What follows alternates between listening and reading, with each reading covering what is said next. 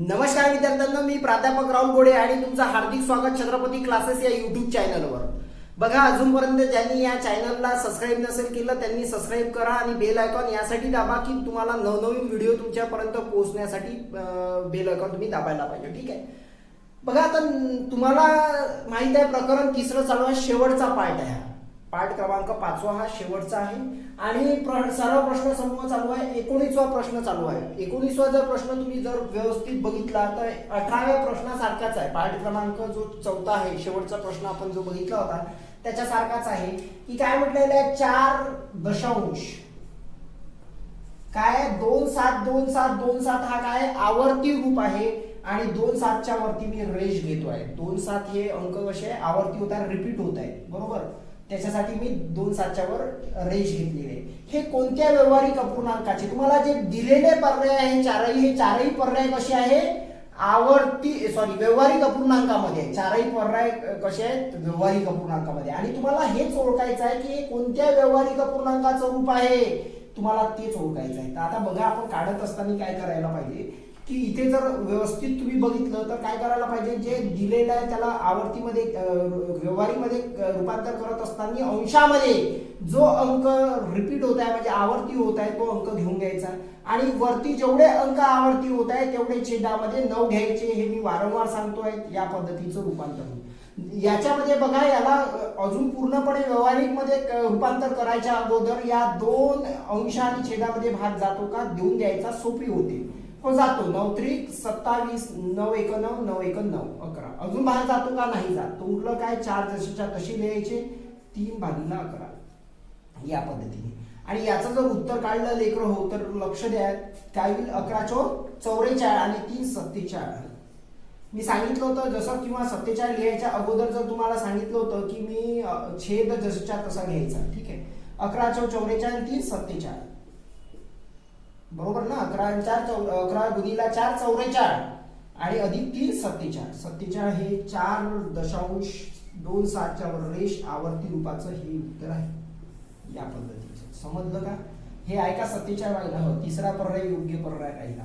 समजलं का. हे समजून घ्या, खूप सोप्या पद्धतीचं आहे आणि याला विचारण्याचे खूप ह्या प्रकारावर एक प्रश्न नक्की तुम्हाला विचारला जाऊ शकतो. याचा स्क्रीनशॉट घ्या, तुम्ही सराव करू शकता. बघा लेकरांनो, प्रश्न क्रमांक 20वा. प्रश्न क्रमांक 20वा थोडासा हार्ड लेवलवर प्रश्न विचारला जाऊ शकतो. एमपीएससी तलाठी या विभागाला विचारला जाणारा हा प्रश्न आहे. बघा आता कशा पद्धतीने सोडवायला पाहिजे हा प्रश्न समजून घ्या. तुम्ही सगळेजण समजून घ्या. सरळ सेवामध्ये जे कोणते परीक्षा सरळ सेवा परीक्षा देत असेल त्या विद्यार्थ्यांनी सुद्धा हे समजून घेणे गरजेचे आहे. याच्यासाठी काही इम्पॉर्टंट आहे. बघा आता याच्यामध्ये काय म्हटलेलं आहे, 1.4. याच्यावरती टिंब वगैरे नाही, डॅश पण नाही. याच्यावरती टिंब आहे, याच्यावरती काही डॅश नाही. मग फक्त ह्या 3 संख्यांपैकी एकच संख्या आवर्ती दशांश पूर्णांकाची दिलेली आहे. यातील लहान मोठेपणाचा योग्य संबंध कोणता, योग्य संबंध कोणता. आता बघा, ओळखायचं कसं. फॉर एक्झाम्पल 1.4 आहे, याला या पद्धतीने लिहिल्या जाते 1.4 0 0 0 पुढे काही नाही म्हणजे काय 0 0 आहे, ते चाललं 0 0. समजलं. म्हणजे 4 वर हा संपलेला आहे, 0 0 वर संपलेला आहे, म्हणून 1.4 त्यांना लिहिल्या जाते. समजलं. या पद्धतीने असं समजूया आपण. ठीक आहे. सोबतच 1 मग घेऊया 4 वरती टिंब, याला पण 1 कशा पद्धतीने दिल्या जाते, 4 4 4 4 4 4. मग घेऊया आपण 1.44 4 4 1.4 4 0 0 0 0, कारण 4 4 वर संपलेला आहे तो. काही नसते म्हणजे 0 0 असू शकतात. ठीक आहे. तर त्याच्यामुळे या पद्धतीचा. आता बघा, इथे जर ऑब्झर्व केलं दशांशच्या तिकडे तर सगळ्यात मोठा कोण आहे, पहिले लहान्यापासून सगळ्यात लहान कोण आहे, 1.40. इथे बघा आता सगळ्यात लहान्यापासून तर आपण चढता क्रम लिहूया. ठीक आहे. जर लहान कोण आहे, 1.4 4 वाला ना, 4 0 0 आहे म्हणजे 4 0 0 4 0 0 0 3 वेळा 0 लिहितो. ठीक आहे. 3 वेळा लिहितो, याच्यासाठी इम्पॉर्टंट आहे. त्याच्यानंतर कोण मोठा आहे याच्यापेक्षा, 444 मोठे आहे, 440 मोठे आहे, 440 मोठे आहे. ते 1.440 समजत आहे. काही नव्हता म्हणजे 0 0 घेतलं. आणि याच्यापेक्षा मोठा कोण आहे 1.444 बघा, ठीक आहे, हे रिपिटेशन आहे. ओके, तर या पद्धतीने मोठे आहे, तर याला या पद्धतीने लिहू शकतो. हा याच्यापेक्षा मोठा आहे म्हणजे इथे तोंड राहील, बरोबर. तोंड जो मोठा असतो त्याच्याकडे हे तोंड असते. हा याच्यापेक्षा मोठा आहे म्हणजे याच्याकडे तोंड राहील, बरोबर. लक्ष द्या, समजून घ्या. मी कसं केलं, सगळ्यात पहिले याला रूपांतर केलं. 4च्या पुढे काही नसते म्हणजे हा संपलेला आहे, म्हणजे 0 0 असते, ठीक आहे. 0 0 असते हे आपण गृहीत धरत आहोत, ठीक आहे. इथे 4 दशांश आहे, 4 रिपीट आहे, 4 4 4 4 रिपीट केले. इथे 44 पर्यंत संपलेला आहे भागाकार, काही नसतो म्हणजे 0 0 वाढवत असतो आपण, ठीक आहे. जर या तिघात जर बघितलं ऑब्झर्वेशन, तर सगळ्यात लहान्यापासून तर मोठ्यापर्यंत कोण घेतलं, 400 440 मग 444 असं आपण गृहीत धरायचं, ठीक आहे. तर या पद्धतीचा क्रम बरोबर आहे. 1.400 ला काय घेतलं होतं, 1.4 घेतलं होतं, ठीक आहे. त्याच्यानंतर 1.44 0 घेतलं होतं, 4 4 0 घेतलं होतं. कशासाठी घेतलं होतं, ते घेतलं होतं 1.44. मग घेतलं होतं 1.4 च्या वरती टिंब. हा झाला क्रम. एक तर अशा पद्धतीने पाहिजे उत्तर, किंवा एक तर मग या पद्धतीने उलट करा. 1.4 च्या वरती टिंब या पद्धतीने, हे नसणार होते, ठीक आहे. 1.44 मधात राहील, याच्यापेक्षा हा मोठा, आणि 1.4 हे दोन ऑर मध्ये उत्तर पाहिजे. बघा आता मी काय म्हणत आहे, एक तर या पद्धतीने घ्या किंवा या पद्धतीने. हे दोन पद्धतीचे उत्तर आहे.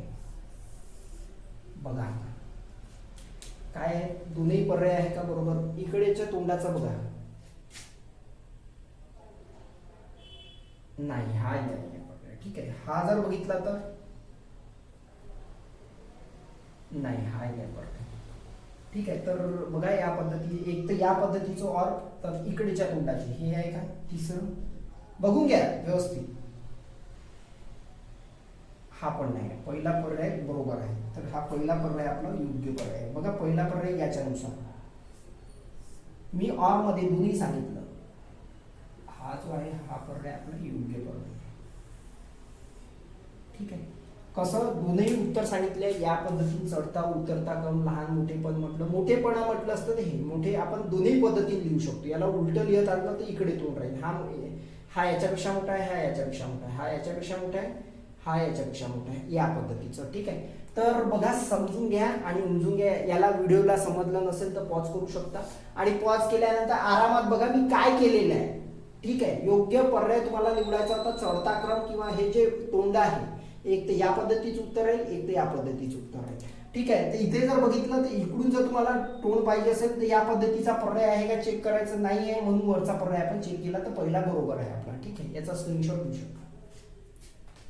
बघा लेकरांनो, प्रश्न क्रमांक 21 थोडा वेगळ्या पद्धतीचा प्रश्न आहे, व्यवस्थित समजून घ्या, कारण की इम्पॉर्टंट आहे तलाठी, एमपीएससी आणि सरळ सेवा भरतीसाठी, ठीक आहे. एमपीएससी ला पण अशा पद्धतीचा प्रश्न विचारला जाऊ शकतो, ठीक आहे. तर लक्ष द्या काय म्हटलेलं आहे, काय म्हटलेलं आहे, 0.081 म्हणजे 8 1 च्या वरती एक डॅश दिलेला आहे, आणि विदाऊट डॅशवाला याचा अर्थ असा होतो की याचा अपूर्णांक जो आहे तो, म्हणजे याचा जो भागाकार आहे तो संपलेला आहे, हा एंडेबल. तुम्हाला माहित आहे दशांशचे आपण 3 प्रकार बघितले होते, एक रूप संपलेला, आवर्ती रूप संपलेला, जे आवर्ती रूप नसताना संपलेला असतो, एक आवर्ती रूप, आणि एक कधीही आवर्ती न येता कधीही न संपणारा, ठीक आहे. ती या पद्धतीने 3 प्रकार बघितले होते, त्याला टर्मिनेटिंग म्हणतो, आणि नॉन टर्मिनेटिंग, पहिला प्रकार टर्मिनेटिंग, दुसरा प्रकार नॉन टर्मिनेटिंग बट रिपीटिंग, आणि तिसरा जो बघितला होता non terminating but not repeating, ठीक आहे. या पद्धतीचे इंग्लिशमध्ये पण बघितले होते आपण. तर पाठ क्रमांक 1 बघून घ्या, ठीक आहे. याला जर काय म्हटलेलं आहे, याचा जर अर्थ समजून घेतला, याचे व्यवहारिक अपूर्णांक रूप केल्यास, याला तुम्ही व्यवहारिक अपूर्णांक असं म्हणाल तुम्ही तर आवर्तीच केलं. आता 0.081 कसं करायचं तर ते सांगून देतो. बघा आता 0.081, बघा तुम्हाला आठवत असेल आपण जेव्हा बघितलं होतं पूर्ण घेत होतो, आपण गुणाकार घेत होतो, अपूर्णांकाचा गुणाकार, प्रकरण दुसरे मध्ये जेव्हा शिकलो होतो आपण, मला याला पूर्ण घ्यायचं आहे, 81 ला काय घ्यायचं आहे, पूर्ण घ्यायचं आहे. तेव्हा पूर्ण कधी करत होतो आपण हे, आपण जेव्हा दशांश अपूर्णांकांचा गुणाकार करत होतो, भागाकार करत असताना आपण याला पूर्ण लिहित होतो ना. मी 81 ला पूर्ण लिहिलं, मला ऍडजस्ट करावं लागेल. 81 ला पूर्ण केल्यासाठी वरच्याचा ऍडजस्टमेंट आपण छेदामध्ये करत असतो आणि खालच्याचा ऍडजस्टमेंट आपण वरती करतो. त्याच पद्धतीचं 81 आहे आणि इथे याचं रूप काय, 1 2 3 तीन स्थळानंतर दशांश म्हणजे एकावर 3 शून्य आहे. हे पण सांगितलं होतं. जो माझा रेग्युलर व्हिडिओ बघत असेल त्यांना नक्कीच कळेल. याचा जो भागाकार आहे तो हा येतो. याला रूपांतर केलं आपण व्यवहारिक अपूर्णांकामध्ये. हे झालं व्यवहारिक अपूर्णांक. ठीक आहे, समजत आहे. काळजीपूर्वक लक्ष द्या. मी कसं केलं माहित आहे का तुम्हाला, की याला मी काय केलं, व्यवहारिक अपूर्णांकामध्ये रूपांतर करत असताना हे आपण बघितलं होतं दशांश अपूर्णांकामध्ये. आपण जेव्हा याचा गुणाकार किंवा भागाकार शिकत होतो याला आपण पूर्ण समजत होतो. जेव्हा याला पूर्ण समजायचं आहे तेव्हा ऍडजस्टमेंट करावं लागतं. भागाकारामध्ये काय आपण छेदामध्ये काय घेतो, अंशामध्ये जेवढ्या स्थळानंतर दशांश असेल तेवढेच शून्य आपण खाली एकावर शून्य देत होतो. ठीक आहे, त्या पद्धतीने दिले. 3 स्थळानंतर आपण 3 शून्य दिले. ठीक आहे, एकावर. तर आता बघा दुसरा जर बघितलं आपण तर 0.081 आहे. त्याच्यावरती पूर्ण शून्य धरून रेष आहे. ठीक आहे, याला जेव्हा आपण व्यवहारिक, आता आवर्तीचं व्यवहारिक आपण करतच आलेलं आहे, सवयच झाली आहे. तर त्याच्यामुळे 0 जसंच्या तसं घ्यायचा. दशांशच्या डावीकडे जो कोणता अंक असेल त्याला जसंच्या तसं, आणि जेवढे अंक रिपीट होत आहे तेवढ्यासाठी खाली छेदामध्ये 9 द्यायचे. 3 अंक रिपीट होत आहे. जरी शून्याची किंमत 81 पुढे काही नाही तरी त्या पद्धती. आता बघा लेकरांनो, या रूपाला आपण जसंच्या तसं ठेवू. फक्त हे 0 0 हटवून देऊ. बघा आता आपण छेद जसंच्या तसं घेतो, बरोबर. 999 यांचा गुणाकार केला तर 0 येईल. 999 गुणिला 0 म्हणजे कोणत्याही संख्येने जर 0ला गुणलं तर 0 येईल. 0 अधिक 81 म्हणजे 81. शून्याची किंमत आहे का 81च्या पुढे किती शून्य लावा ना, 81च्या डावीकडे काही अर्थ नाही त्या, पण तिकडे लावला तर किंमत वाढते. लक्षात ठेवायचं हे रूपाला. आता जर इथे ऑब्झर्व केलं तर हे एक आहे रूप आपल्याकडे आलेलं आहे. एक हे रूप आहे कशाचं, या दोन संख्येचं व्यवहारिक अपूर्णांक. त्यांनी काय म्हटलेलं आहे जर बघितलं तर इकडे लक्ष द्या. आता मी काळजीपूर्वक काय करतोय, हे झालं मी व्यवहारिक अपूर्णांक कसा आणले सांगितलं. ठीक आहे, आता व्यवहारिक अपूर्णांक आल्यानंतर लेकरो आपल्याला काय म्हटलेलं आहे ते जाणून घेणं गरजेचं आहे. व्यवहारिक अपूर्णांक रूप केल्यास त्यांच्या छेद संख्येतील येणारा फरक, छेद संख्येतील म्हणजे एक आहे एकीकडे आहे 1000, बरोबर आहे, एकावर 3 शून्य, आणि दुसऱ्या व्यवहारिक अपूर्णांकाच्या छेदामध्ये आहे 999. याला फरक, हे फरक म्हणजे वजाबाकी केल्यास किती येते, 1 येते. समजलं. एक हे उत्तर एकदम योग्य पर्याय आहे. समजून घ्या कसं केलेलं आहे. पहिले तर त्यांनी म्हटलेलं आहे की ह्या दोन संख्ये यांचे व्यवहारिक अपूर्णांक, हे दोन व्यवहारिक अपूर्णांक रूप केल्यास हे रूप दिसत आहे व्यवहारिक अंश आणि छेदामध्ये 1 आणि 2.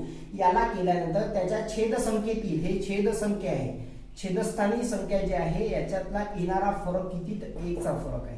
याचं उत्तर जे आहे ते 1 उत्तर आहे. समजलं का लेकरांनो? तर याचा स्क्रीनशॉट तुम्ही घेऊ शकता.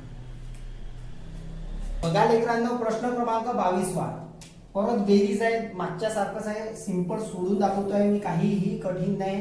तुम्ही फक्त व्हिडिओ पॉज करून तुम्ही पण सोडू शकता. याच्यापैकी एक योग्य पर्याय तुम्ही निवडू शकता. ठीक आहे, तरी मी एकदा माझ्या यांनी सांगतो आहे तुम्हाला समजून की कशा पद्धतीने सॉल्व्ह करायचं. 148च्या वरती 2.148च्या वरती टोपी आहे म्हणजे 148 परत घेऊन देतो.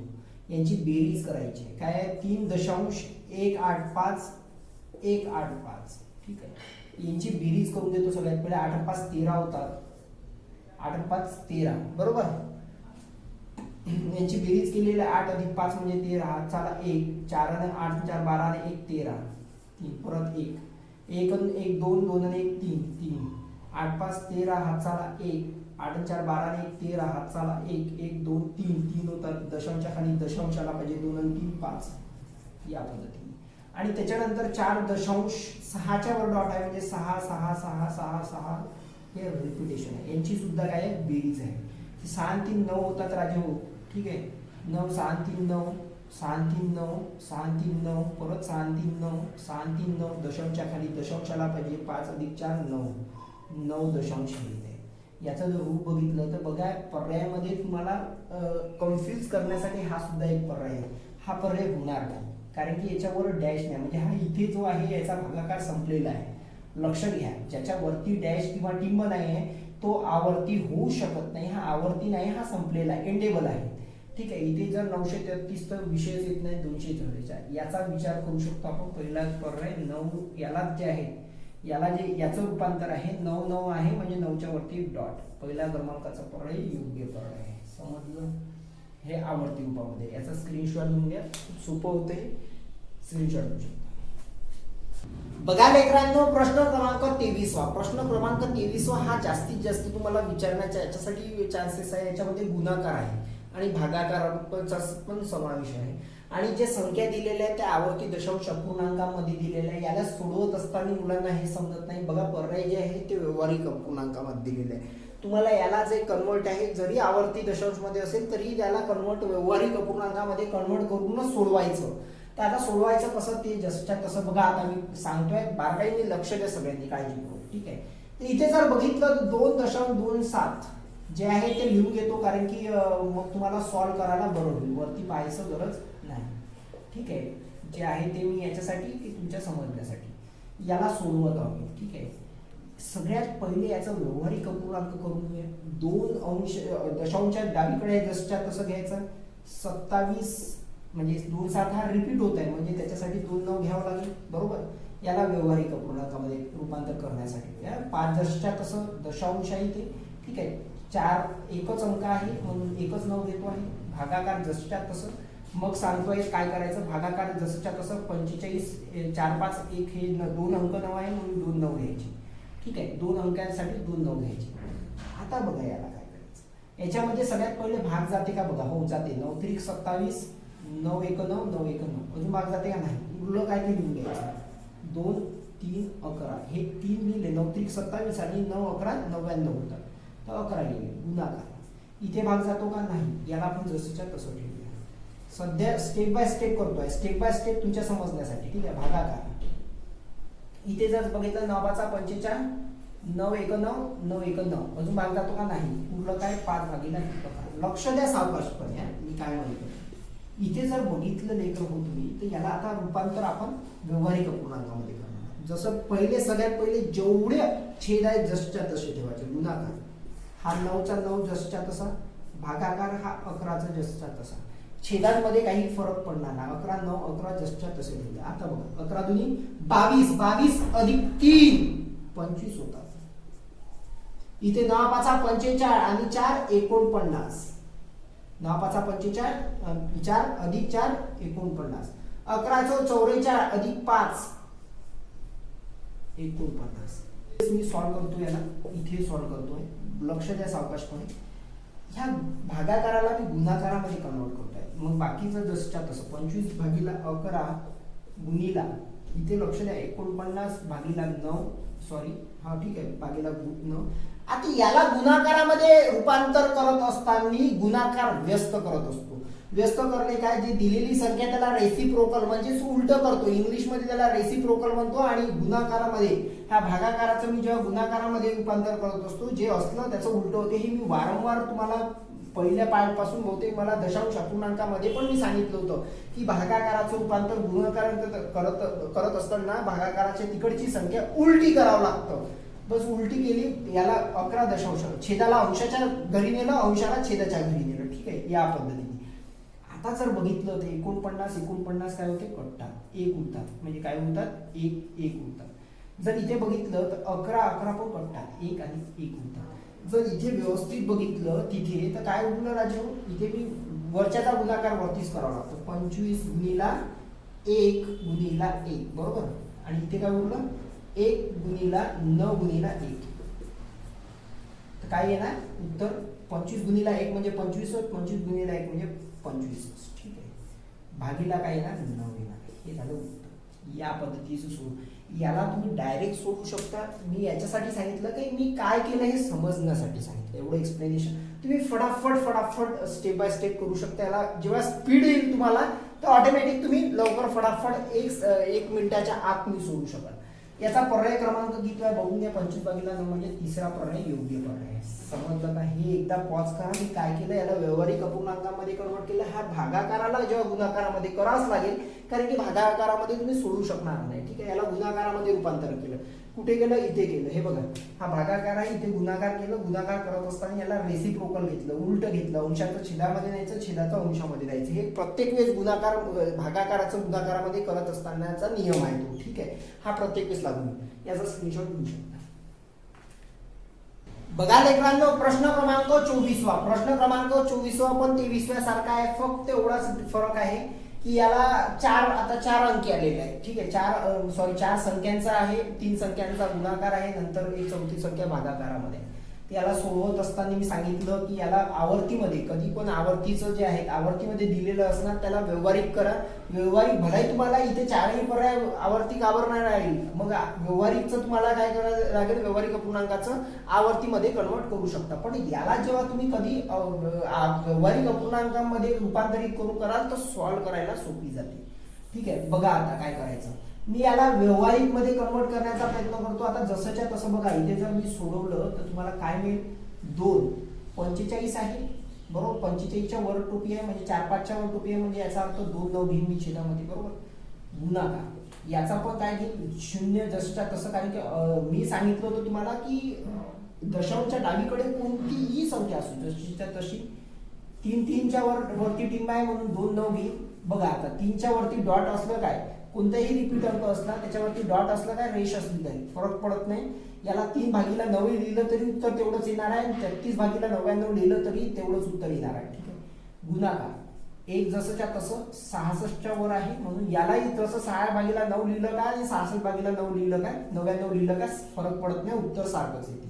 याला भागाकार ठेवा. जोपर्यंत मी गुणाकारामध्ये कन्वर्ट तेव्हा करत नाही तोपर्यंत भागाकारामध्ये करायचं. याला व्यवहारिक पूर्ण झाल्याशिवाय, पूर्ण व्यवहारिक अपूर्णांकाचं रूप धारण झाल्याशिवाय याला गुणाकारामध्ये रूपांतर करायचं नाही. 3/9 एकच आहे म्हणून एकच घेतलं. ठीक आहे, याच्यात नाही याच्यात काहीच फरक पडणार नाही. ठीक आहे, बघा आता भाग जातो का रे दादांनो, हो. 9 5 45, 9 1 9 1 अजून जातो का नाही. इथे 9चा भाग दिला 9 3 11चा भाग द्या, 11 3 33 आणि 11 9 99 बरोबर आहे. अजून जातो 3 1 3 3 3 9. बघा काय उरलं ते लिहून घेत चला म्हणजे तुम्हाला कळेल. 2 इथे 5 उरले, इथे काय उरले 11 उरले भागाकारामध्ये. 0 जसच्या तसं इथे काय उरलं 1 उरलं. इकडे बघा ना, पहिले 11चा भाग दिला होता, मग अजून भाग जात होता तर 3चा भाग दिला दोन्ही याच्यामध्ये, 3 आणि 9 मध्ये, ते 1 आणि 3 उरला. ठीक आहे, गुणाकार इथे जातो 11 7 66 11 9 99 अजून परत जातो 3 2 6 3 3 9 उरलं काय 1 आणि 2/3. इथे भागाकार जसच्या तसं ठेवतो 3 1 3 3 3 9. काय करतो भागाकार कसा देतो ते लक्ष द्या जाणीवपूर्वक. मी स्टेप बाय स्टेप करतोय. ठीक आहे, तुमच्या समजण्यासाठी लेकरं हो. स्टेप बाय डायरेक्ट पण सोडवू शकलो असतो पण डायरेक्ट याच्यासाठी नाही सोडवणार की तुम्हाला समजली पाहिजे की कुठे भाग देतोय का देतो. जे भाग दिल्यानंतर उरलेले आहेत ते लिहून घेतले जसच्या तसं आणि गुणाकाराच्या जागी गुणाकार, भागाकाराच्या जागी भागाकार ठेवलेले आहे. तर इथे जर बघितलं लेकरं हो तर व्यवस्थित. आता आपण याला नाही काय व्यवहारिक याच्यामध्ये कन्वर्ट करू. आणि एक गोष्ट लक्षात ठेवा, जे छेदामध्ये दिसते ते जसच्या तसं गुणाकार, हे छेद 3 आहे, 3 लिहिले. इथे पण छेद 3 आहे, 3 लिहिले. भागाकार इथे पण छेद 3 आहे, 3 लिहिले. ठीक आहे, समजलं, छेद जसच्या तसे. आता सोडलं 11 2 22 अधिक 5 27 3 0. आणि एक गोष्ट लक्षात ठेवा, जेव्हा याच्या पुढे जेव्हा 0 असेल तर ही संख्या याचं उत्तर येईल. तरी बघा कसं 3 गुणिला 0 म्हणजे 0 होते, 0 अधिक 1 म्हणजे 1 आणि ती संख्या म्हणून नाही का 0 असलं तरी हेच संख्या तुम्हाला मिळेल. ठीक आहे, त्याच्यानंतर 3 1 3 3 2 5 3 अधिक 2 5 होते, 3 1 3 अधिक 2 5. ठीक आहे, 3 3 9 अधिक 1 10. कसं केलं 3 3 9 अधिक 1 10. ठीक आहे, या पद्धतीने.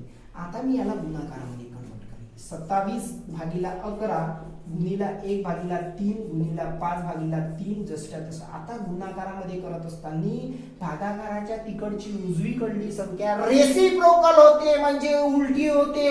तर अंशाचा छेदामध्ये, छेदाचा अंशामध्ये.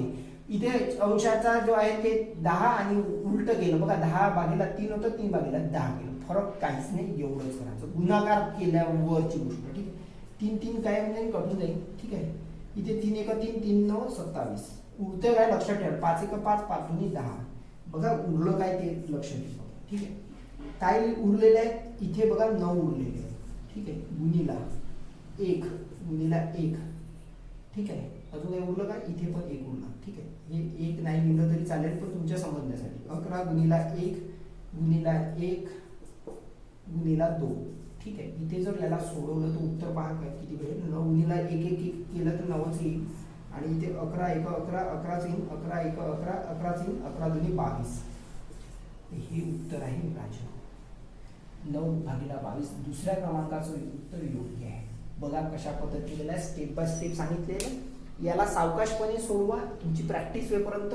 काय केलेलं आहे हे प्रॅक्टिससाठीच आहे. हे ऍक्च्युली याचं रूपांतर तुम्हाला करण्यासाठी हे उदाहरण आहे. हे बघा तुम्ही रूपांतर करू शकले फटाफट याचा व्यवहारिक अपूर्णांकामध्ये, म्हणजे गुणाकार भागाकार काही असो ते तुम्ही फटाफट सोडवा. ठीक आहे, समजत आहे. याचा स्क्रीनशॉट घ्या, स्टेप बाय स्टेप लक्ष द्या. मी काय केलेलं आहे, माझा व्हिडिओ पॉज करू बघा तुम्ही. ज्या लोकांना विद्यार्थ्यांना नाही समजलं असेल त्यांनी स्टेप बाय स्टेप करा. तुमच्यासाठी स्टेप बाय स्टेप केलेलं आहे. तुम्ही डायरेक्ट कोणतीच गोष्ट केलेली नाही, याला रूपांतर केलेलं हे सगळे याच्यावरून आणलेलं आहे, वरती दिलेल्या प्रमाणे. ठीक आहे, तर याचा स्क्रीनशॉट तुम्ही घ्या. बघा लेकरांनो, पाठ क्रमांक 5 पण आपला संपलेला आहे. इथे प्रकरण क्रमांक 3 पूर्णपणे संपलेला आहे, आवर्ती दशांश अपूर्णांक. ठीक आहे, 5 पाठ आपण या 3ऱ्या प्रकरणावर घेतलेले आहे. बघा 24 प्रश्न समूह सोबत घेतलेला आहे आणि आवर्ती काय असते हे पाठ क्रमांक 1 मध्ये इंट्रोडक्शन मध्ये सांगितले आहे. दशांशचे पण 3 प्रकार आहे, हे सुद्धा मी आवर्जून सांगितलेलं आहे की तुम्हाला दशांश मध्ये पण समजायला पाहिजे की किती प्रकारचे दशांश असतात.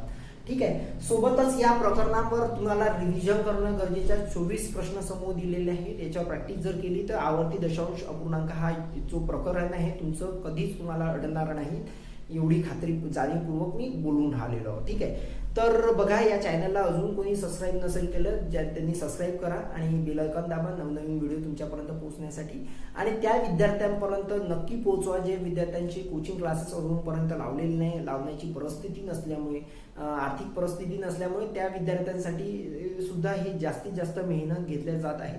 तर त्या विद्यार्थ्यांना कळवा आणि सुचवा आणि या चॅनलला जास्तीत जास्त सबस्क्राईब करा. धन्यवाद.